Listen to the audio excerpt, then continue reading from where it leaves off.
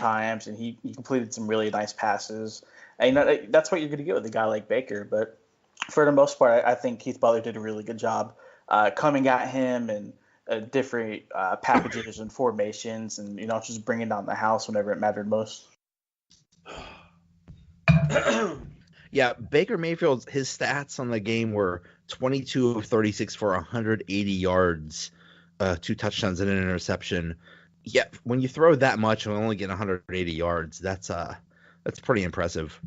And I was impressed with the whole secondary today, most notably Mike Hilton. I think he's such a playmaker at the slot corner position. And Joe Hayden had himself a great game as well. And I even go to say Cody Sensabaugh didn't have a terrible game. So I think everybody, as a unit played really well. And that's a big thing for the Steelers. They really need their secondary to step up if the Super Bowl aspirations are going to be real.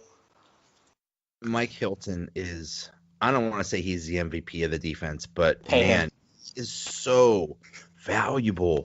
The way he comes in on those blitzes and times them perfectly and knows exactly where to go. It's so valuable. And what was that?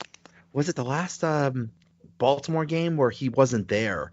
And when he's not playing, it was just the defense just looked horrible. Night and day.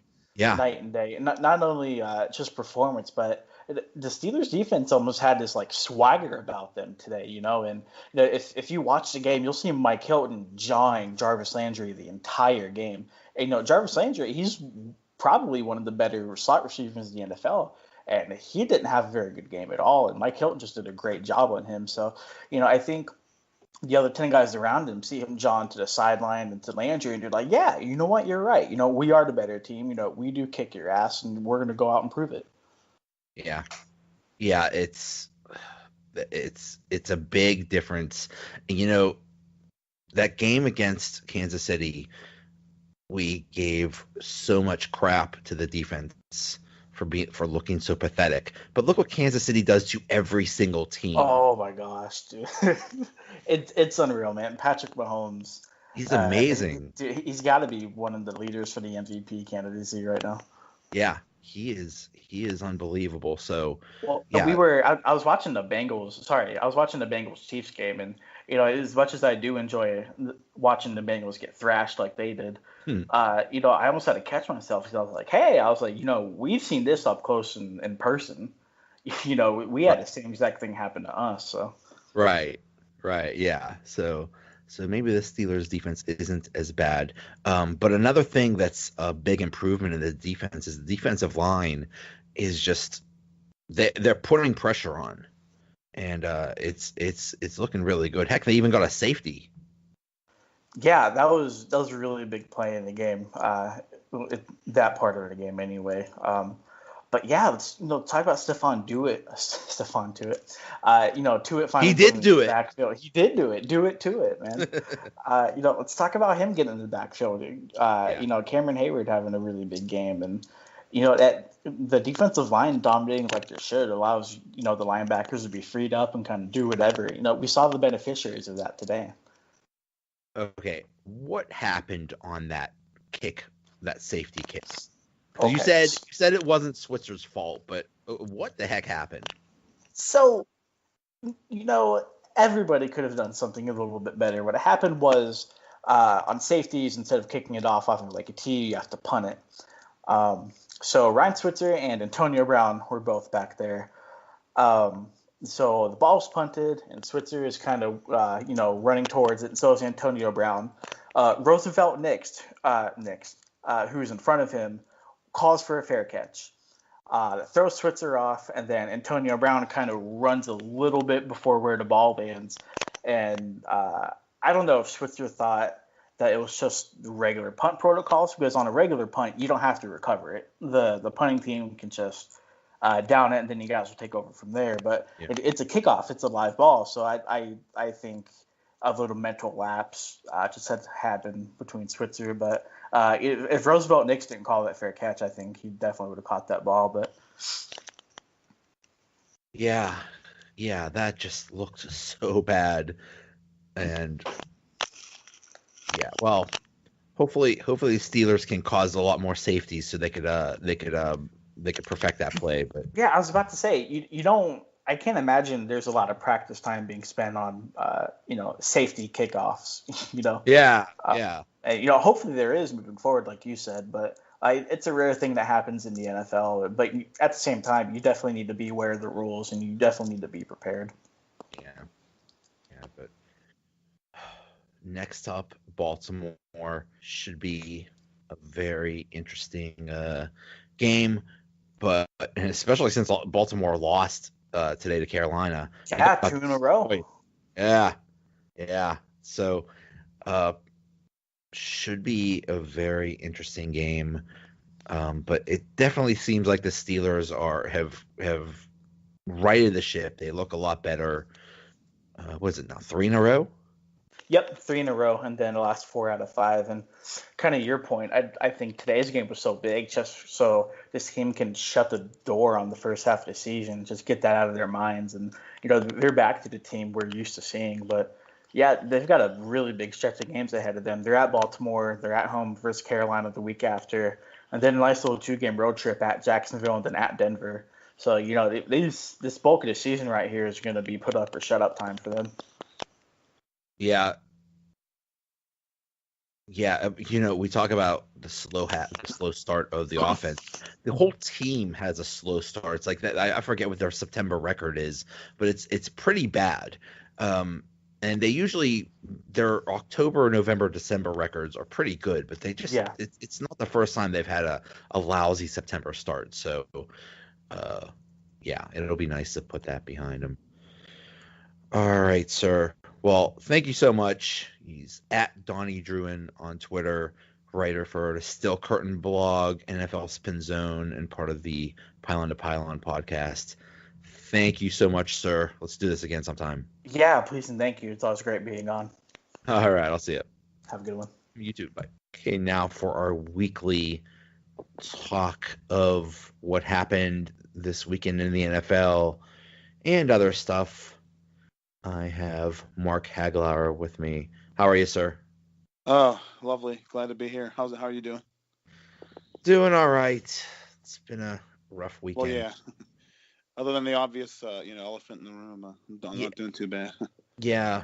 It's that was what I was thinking of. It's like why why even pay attention to football or why even do anything with sports or just do anything? But it's a good it's a good way to get your mind off things for a while. Oh, definitely. Let everyone come together instead of be divided. You know what I mean? For the Steelers and everything. Right. Speaking of that, yeah, the Steelers won, but they didn't start out so great. And I just saw some quotes that basically said, yeah, they were thinking about, especially they had a moment of silence before the game, and that they were thinking about that. And they said it took them a while to get going. So, it directly affected the game too. Wow, I didn't know I didn't see those quotes. That's pretty intense when something like that can leak into the beginning of a game. It's it's crazy, but yeah, it was definitely a slow start for the and especially. And part of that is I guess there is I've never heard of this person. Her name is Michelle Rosenthal. She was the former Steelers director of community relations, and two of her brothers were victims in that. Oh, I didn't know that. I saw the list of names, but I didn't see the people's names yet. So yeah, it directly affected. I'm sure that had to weigh on there heavily too. So yeah, it's a shame, but yeah, what can you say? But yeah, Steelers won. This is kind of exactly how I expected this game to go. I thought the Steelers would take care of this without a problem. I mean, it is the Browns after all. The Browns are going to brown. Yeah, right. And yeah. What did you think about this game? Yeah, I kind of thought that the final score was about what I would have sort of expected. I mean, obviously, you don't want to start off that slow and kind of rely on a missed field goal to get some momentum, but that kind of seemed to set everything in motion for the Steelers when the Browns missed that field goal and then started to actually throw the ball downfield and not screen after screen pass. That was driving me nuts. It was like 6 in the first like 3 drives or something, and I'm like, did they really spend a bye week? And this is like the offensive game plan they came up with, but what probably happened was Todd Haley just hacked the Steelers headsets, and he started taking over the play calling for the Steelers. Yeah, that's funny. Except for at least just for a few drives, because he wouldn't have called those quarterback sneaks. Oh my God! Games. I saw he even joked about. Oh, did he? I don't know if it was much of a joke, but he did mention it during the week. He said, "Yeah, I'm sure Ben will be practicing those quarterback sneaks." Oh yeah. And then they do a quarterback sneak. It's like, yeah, good, yeah, ha ha ha. And then they do another quarterback sneak, and they get a fumble. Yeah, right. That was pretty close. Although that was, I don't know how.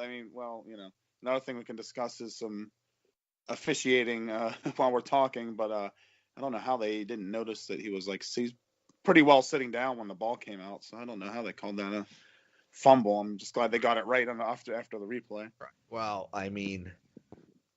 after the safety. Oh yeah, that was. Then they do that kick, which was I still can't believe the Steelers messed that up. How do you not know the rules? Oh yeah, it's kind of funny. And how do you not reiterate that on the sideline? Like, I'm going to blame the players on the field first, but how do you not say, hey, listen, this right look like a punt, but the rules apply. It takes 5 seconds to go over that and remind them. Yeah.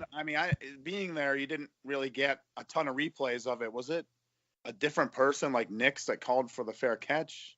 Apparently, it was either Rosie Nix's fault or Antonio Brown's fault. Okay. But apparently, Rosie Nix called for a fair catch or something like that, or I don't know. It's just it was strange. It could have been a major disaster. Oh yeah, I'm glad that it happened a week we were playing the Browns. Right. Sure. Yeah. But the weird thing is, it's like I don't know why. I'm pretty sure at least the rules for a kickoff, which are what applies to that kick, you can't fair catch a kickoff. So if someone went to fair catch it, then maybe they pulled back because they're like, oh crap, and we get a penalty. But you still have to get the ball. You can't just let it bounce and not get it. You know what I mean? Yeah. It's crazy. It was. And then I don't know if they just thought it was a punt and it's like, oh, well, it's a punt and they'll just down it and that's it. Yeah.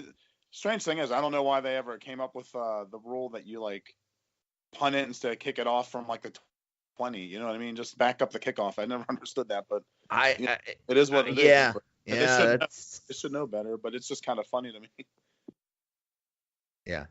Because if you see the guy punt it, that's gonna be in the back of your head, and then you fair catch it because it's out of habit, and then you're like, oh crap, I don't think I can fair catch it. Again, right. It's just weird, but yeah. So then the Browns get the ball about another 25, and then I'm not saying all the calls weren't justified, or maybe they were, maybe they weren't, but it's like the refs really tried really hard to get that Cleveland that touchdown. Oh God, it was. Being at the game, you get things like the Jesse James catch, a play here and there where the fans turn on the refs, but that was by far the loudest I've ever heard the fans being angry, because it seemed like, I don't know how many calls there were on that drive, and the Steelers' defense was doing a good job of being stingy and not letting them get anything. Yeah. But it seemed like there were at least 3, and maybe 4 if you count the touchdown, which didn't matter because he caught it.